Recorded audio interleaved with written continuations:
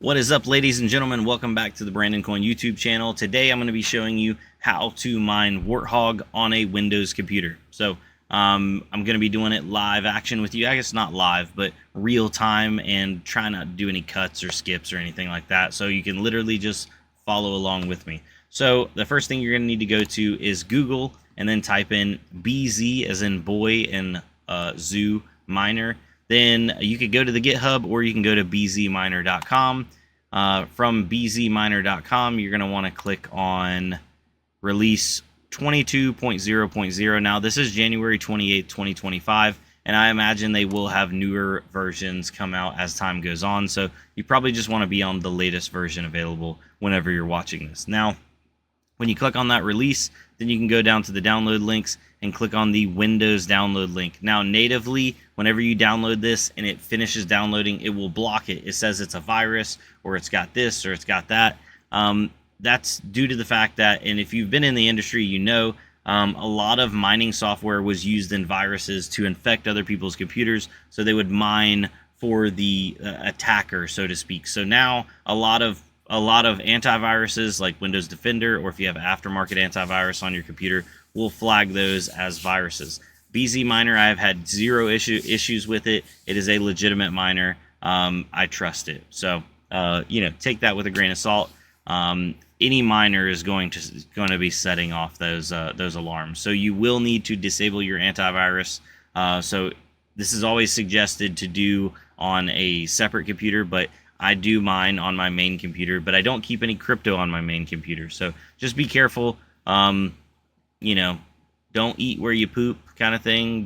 You know what I'm saying. So anyways, let's jump back into it. So once that's downloaded, you're going to need to extract that file, and then that file will look something like this folder right here. So bzminer 22.0, you're going to open that folder up, and then open this folder up, and then scroll down till you see Warthog. So there is Warthog right there. Then you're going to want to right click on it, and you're going to want to click edit. And this is where you go in and you can change. Wow, these are, let me make that a little bit smaller. There we go. So this is where you can change what pools you're actually mining on. So I am mining to the JellyFish coin community pool, which is mine and my community's actual pool for mining on Warthog. And you can earn bonus payments of JellyFish for being connected to our pool. So you get that on top, not for running an additional algorithm or any extra power. It's literally just free bonus tokens on top of mining. So if you wanted to put a new pool in, you can just, for example, I will get rid of the Warthog, what is this, Warthog United. I will copy this line of code right here, and I will put this down below in the description. So all you have to do is copy this and then paste it in the top one. So right here, it would be just paste it in right here. Boom. But you'd actually be pasting it in the top one right here, which I believe this normally is the Cedric pool. So you just paste that in right there. Then to change it to your wallet address, because right now it's set up to mine to my wallet address, the -W right here. Let me zoom in so you guys can see it a little bit better. The -W, and this is where your actual Warthog address goes. So you put your Warthog address in, and then you put a period in. And then after the period, this one says main PC 2070, blah, blah, blah. You actually don't want to put that rig name in right there. You want to put in your wallet address that you have signed up with on the JellyFish Web3 Portal. So that's where you'll get issued the JellyFish rewards. So you would put that address in right there. For here, I'm just going to put in, Jelly address. And then if you want a rig name, you put in a question mark, and then you put in, 3070 rig. So that way, when you're connected to our pool, the pool knows to pay out the Warthog to this address, and then to this address right here, and then it knows to pay out the JellyFish to the Jelly address right there. You don't type in Jelly address, you type in the address that you register on our website. To access our website, you go to jellyfc.com. Might as well go and show you that here real quick as well.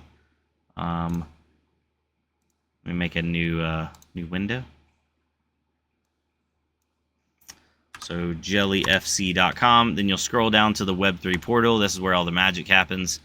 Go over to the Web3 portal, and then you can register for an account right there. Once you register for an account, you'll have this wallet right here, and that's where your JellyFish payments will go. You can click on that wallet, and that is a off-chain wallet, and then you can do a withdrawal from that once you hit a certain amount. I think it's 100 coins right now. We have it set to a minimum just so that people aren't doing a single coin out and killing us on fees. So that's how you get your JellyFish payments over on that side of things. And now let's get back to the mining part. So over here, yeah, your stratum is going to be the mining JellyFC, and then port is 4073. This is our standard port that should work well for most every rig. We do have some more specialized ports with some tighter difficulty ranges. I'll do a separate video on that, but pretty much any normal rig is going to work decent on this port. And then you're just going to go File, Save, and close out of that, and then just double click on warthog.bat. It will run the command prompt, and actually it might start lagging my stream because it's going to start mining on my CPU and my GPU. Warthog does leverage both of those. So if you don't have a good CPU but you got a good GPU, you're not going to end up with a good hash rate. And likewise, if you got a really good CPU but a crap GPU, that will bottleneck you one way or the other. So then, yeah, it's connected to mining.jellyfc.com. So boom, there it is, up and going. Now, if you wanted to check your, I'm going to pause that right there because my computer already feels like it's slowing down. Or I'm going to close that out. If you wanted to check your stats, all you have to do is take your wallet address, your Warthog wallet address. Copy that. Go back over here and click on Community Pool. Then we're going to go to Dashboard. Put it in there and load wallet stats. From there, you can see I have 2 gigahash connected, and I have been paid out 5.1 today so far. You can see like I've been taking rigs on and off doing testing. If you want to see your merge mining payments, you just click on merge mining, and that will take you back over to the Web3 portal, and it'll show you your merge payments and the timestamps. Right now, you earn 1 warthog for every, you earn 1 JellyFish for every 1 warthog.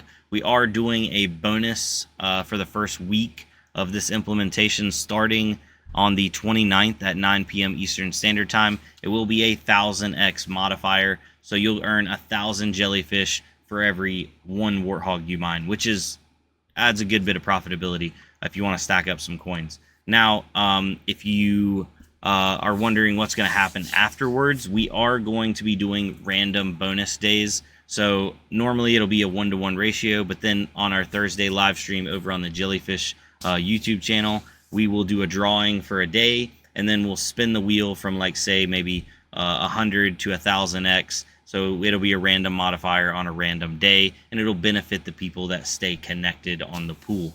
And yeah, that's pretty much it, ladies and gentlemen. You're up and running. You are mining Warthog and also earning some free JellyFish on the side. So if you have any questions, you can always reach out. The JellyFish Coin Discord page has a bunch of helpful people over in there. You can go down to the mining section. Yeah, lots happening, lots changing, but we really appreciate y'all, and thank you for coming out. As always, stay safe, eat your Wheaties, don't drive in the opposite lane, all that kind of stuff. You know where I'm going with this. Anyway, guys, y'all have a good one. Oh, we're at 9 minutes and 30 seconds. I unintentionally have to drag this out to 10 minutes, not because it's a metric that matters anymore on YouTube, but it was so ingrained into me years ago. If you make it over 10 minutes on YouTube, your video will do better. Does it actually do better? I don't think so. We're at 9 minutes and 50 seconds already, so might as well, yeah, hang out with me. All right, time's up. You ain't got to go home, but you got to get off this video.